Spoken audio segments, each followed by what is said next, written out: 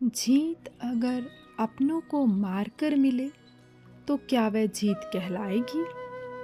यही प्रश्न अर्जुन के मन में उठता है जब वह अपने ही बंधु बांधवों को युद्ध भूमि में खड़ा देखता है। जय श्री कृष्ण।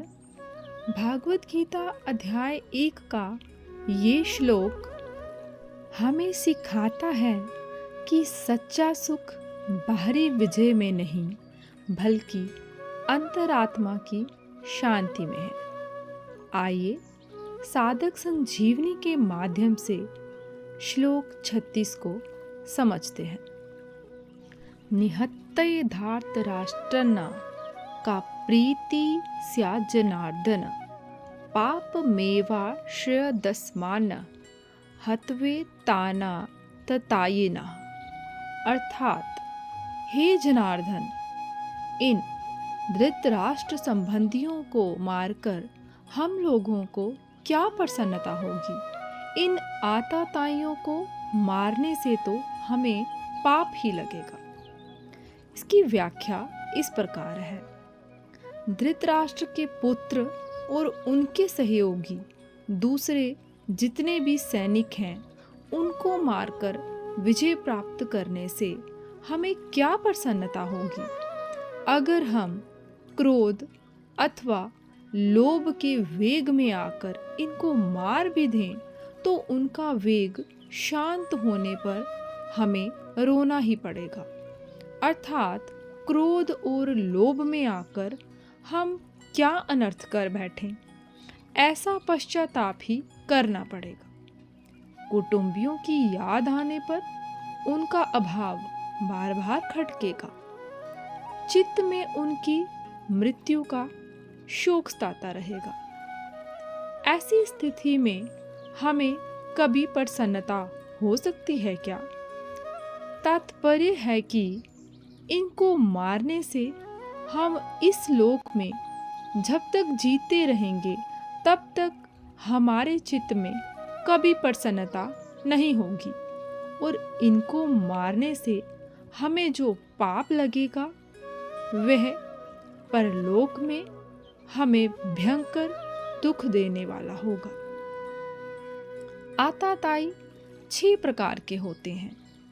आग लगाने वाला, विष देने वाला, हाथ में शस्त्र लेकर मारने को तैयार हुआ, धन को हरने वाला, जमीन राज्य छीनने वाला और स्त्री का हरण करने वाला। ये 6 ही आताताई हैं। दुर्योधन आदि में ये 6 ही लक्षण घटते थे। उन्होंने पांडवों को लाक्षागृह में आग लगाकर मारना चाहा था। भीमसेन को जहर खिलाकर जल में फेंक दिया था। हाथ में शस्त्र लेकर वे पांडवों को मारने के लिए तैयार थे। धूत क्रीड़ा में छल कपट करके उन्होंने पांडवों का धन और राज्य हर लिया था। द्रौपदी को भरी सभा में लाकर दुर्योधन, मैंने तेरे को जीत लिया है, तू मेरी दासी हो गई है, आदि शब्दों से बड़ा अपमान किया था और दुर्योधन आदि की प्रेरणा से जयद्रथ द्रौपदी को हर कर ले गया था। शास्त्रों के वचनों के अनुसार आताताई को मारने से मारने वाले को कुछ भी दोष पाप नहीं लगता, परंतु आताताई को मारना उचित होते हुए भी मारने की क्रिया अच्छी नहीं है। शास्त्र भी कहता है कि मनुष्य को कभी किसी की हिंसा नहीं करनी चाहिए। न हिंस्यत सर्वा भूतानि, हिंसा न करना परम धर्म है। अहिंसा परमो धर्म। अतः क्रोध लोभ के वशीभूत होकर कुटुंबियों की हिंसा का कार्य हम क्यों करें? आताताई होने से ये दुर्योधन आदि मारने के लायक हैं ही, परंतु अपने कुटुंबी होने से इनको मारने से हमें पाप ही लगेगा, क्योंकि शास्त्रों में कहा गया है कि जो अपने कुल का नाश करता है वह अत्यंत पापी होता है। अतः जो आताताई अपने खास कुटुंबी हैं, उन्हें कैसे मारा जाए? उनसे अपना संबंध विच्छेद कर लेना, उनसे अलग हो जाना तो ठीक है, पर उन्हें मारना ठीक नहीं है।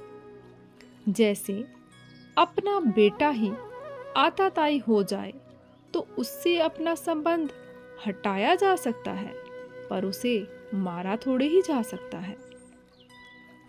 प्रिय साधकों, यहाँ अर्जुन हमें सिखाते हैं कि धर्म केवल युद्ध जीतने का नाम नहीं, बल्कि अपने विवेक की आवाज सुनने का नाम है। यदि कर्म के पीछे लोभ, क्रोध या स्वार्थ हो तो वही कर्म पाप बन जाता है।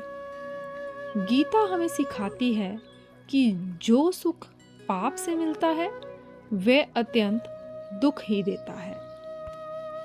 यदि ये श्लोक आपके मन को छू गया हो तो वीडियो को लाइक करें और चैनल को सब्सक्राइब ज़रूर करें। यहाँ हम भागवत गीता को साधक संजीवनी के माध्यम से जीवन से जोड़कर समझते हैं। अगले श्लोक के साथ फिर मिलेंगे। जय श्री कृष्ण।